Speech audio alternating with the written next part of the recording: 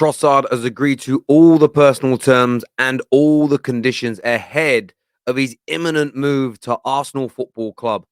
Other parties involved in this deal, including Tottenham, who had a £12 million bid on Monday rejected by Brighton. They have all been informed by the player's representatives that he is rejecting them. He wants to join Arsenal, and the deal is moving very quickly to a conclusion. The deal is expected to be done imminently within the next 24 hours. A price of between 20 to 25 million pound is being thrashed out as we speak. Brighton want a resolution.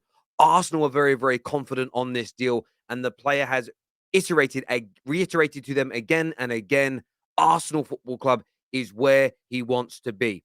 We're going to delve into that. Look at the Declan Rice news surrounding Arsenal, and Chelsea have made a £75 million verbal offer for Caicedo. Let's jump into this. Let's do this. Hit the like and the share buttons. Let's go.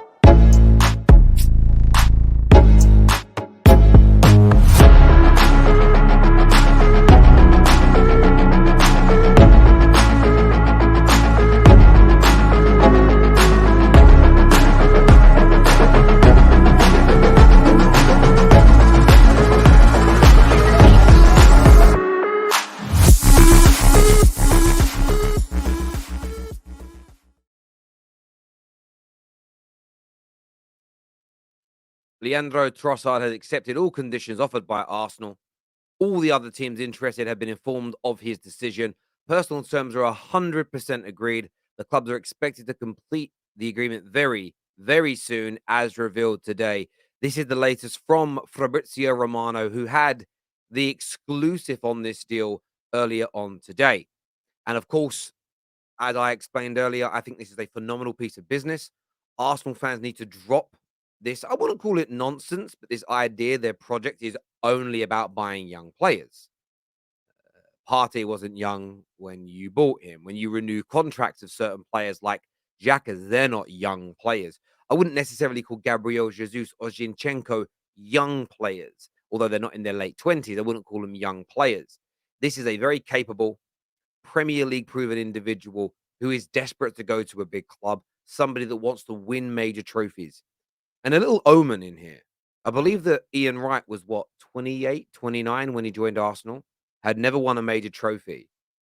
And in my opinion, is probably ranked by Arsenal fans in the top 3 to top 5 strikers in the history of their football club. Will Trossard have the same impact as Ian Wright? I'm not suggesting he will. But this notion that signing players in their late 20s, uh, from some, it's wrong. There's no sell on value. It's pointless. We need to go for younger. We need longevity. You could sign 28-year-olds that could bring in Wright's level of success in the late 80s, early 90s. With the dietary situation now, nutrition and fitness, signing 28-year-olds in 2023 is a very different situation altogether. It's a hungry player, Premier League proven, who has been on the radar of Arsenal for a long time. Yes, they wanted Mudryk more for the longevity, but that didn't happen. So Arsenal have to move on. Panic buying some other youngster that they've barely scouted or dropping 70, 80 million pounds on a one season wonder would be panic. But looking at a player like Trossard, you can see here, since 2001 to 2003, 50 appearances at league level compared to just 23 of Mahalo Mudryk. Goals coming in at zero point 0.3 versus 0.39, assists at zero point 0.1 versus zero point 0.5, and goals and assists. They look more than double that of Mudryk. But remember, Mudryk is not playing for Chelsea in these stats. Mudryk is playing in the Ukrainian league versus the Premier League. And let's not beat about the bush. When it comes to Leandro, Trossard setting up opportunities for his fellow Brighton teammates, we know they've had no prolific striker there this whole time. So in terms of statistical output, there isn't a great deal of difference, but Trossard has been doing it for a small team, a small club with many average players in the hardest and the best league in the world. This is a stellar signing by Arsenal. There's no way of getting around it as far as I'm concerned. Stellar signing, top player, and they should be Arsenal fans should be very, very proud. And by the time you're even watching this video, the deal could be complete. Not done deal, but deal complete. Remember, done deals are not a guarantee. Deals complete are. but it is expected to be a done deal very, very soon. And I want everybody's thoughts and I want everybody's feelings. Fabrizio deserves a massive shout out. He was the only journalist really 2 days ago talking about how keep an eye out for this deal. Most of the others kind of played it down, saying it's not a priority. It's probably not going to happen. But Fabrizio Romano was ahead of the game on this one. And just as I said to Lee Gunner on the on Straight Facts on Tuesday, if in an hour's time Mikel Arteta pulls the plug on this deal, it doesn't mean Fabrizio Romano was wrong or journalists were out of touch. It means the situation has changed. We see this change more, protrude more, and be more public because fans demand hour by hour updates on what's going on with transfer deals. So we see the change be more dramatic. If we got updates once a week or once a fortnight, you might get told something on a Monday. The deal looks like it really could happen by the following Monday. Oh, what's happened with it? Well, it was going very well until Thursday, and then on Thursday afternoon, the manager changed his mind. Nobody would act like the journalist was wrong. It's only because you get these hour by hour updates. So you could have an update on a Monday morning saying that the deal is on, and the change of mind from the manager comes on the Monday afternoon, and therefore it's new breaking news, and everyone thinks the journalist in the AM was wrong. But if there was a 4, 5, 6, 7 day period before you were told of the update, you wouldn't be accusing that journalist of that. This is on football fans as opposed to journalists. So, really good piece of business here from Arsenal, no doubt. Then you move on to what's going to happen in midfield. Do I think Declan Rice is going to go to Arsenal in January? No, I don't think that deal's happening. Although it looks, Danny Ings is on his way to West Ham, and Moyes is almost done there now. Do I think that the Rice is going to leave now? No, I don't. Do I think Chelsea could come in and take Declan Rice away? Yes, I do. Do I think other clubs in the Prem are going to fight Arsenal for Declan Rice? Absolutely.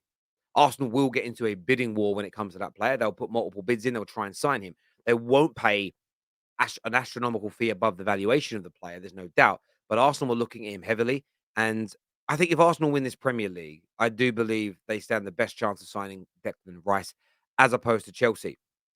And that is a deal that Arsenal are going to be focusing on next. It may not be to complete this month. It's very unlikely to be in this next month or the next couple of weeks. It's more likely to be a deal for the summer. And what Arsenal may look to do, and we saw Ch Chelsea do this with Christian Pulisic, and we saw Chelsea do this famously with Hakim Ziyech as well, where the January window passes, but in the February they announced a deal for another player. Could Arsenal be working on something like that with Declan Rice? There is the potential to try and get that done early, but we'll keep an eye out for all that breaking news surrounding it. When it comes to Chelsea, um, I got this wrong in the intro.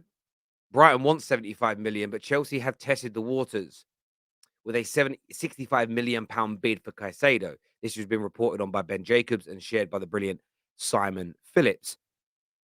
And Chelsea very much need to bolster that midfield. We know this. They've got João Felix that will be available soon again. They've got young Mudryk, who I think is going to look. I think he's going to hit the ground running. I think he's going to go out there and be a spark in this Chelsea team. How much output he has remains to be seen, but I think there'll be an energy from him. I think João Felix could be a very short-term hit, but strengthening up that middle is so key for Chelsea. And Caicedo is being a revelation in the Premier League. Brighton holding out for that 75 million. Do I think Todd Bowley will pay it? Potentially. Potentially. They bid far more than that for Enzo. They offered 85 plus add-ons, but they still offered 10 million more. Enzo, of course, is a fantastic player, best young player at the World Cup winner. But the thing with Caicedo is, he's Premier League proven, he can deliver, and there is that connection to Graham Potter already. And I think when you start to connect more players to Graham Potter that are his style, so and players that he wants, because the reports have been very, very clear on the fact that he was not begging, but he was pestering Todd Bowley to go and get Mudryk. He wanted João Felix. He wants Caicedo. You start bringing in more players that fit his philosophy. You may then see the players such as Cucurella, who's been very poor so far at Chelsea, come alive because the system lights up. The system is a go.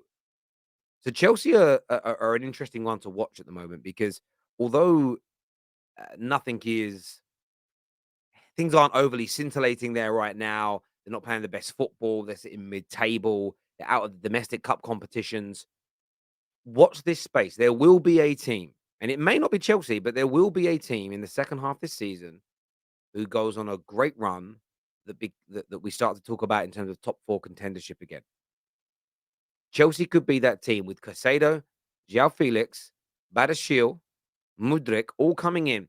As long as they clear out some players, that's the only thing I think that can scarper this for Chelsea, would be not clearing some players out, not moving a few bodies on.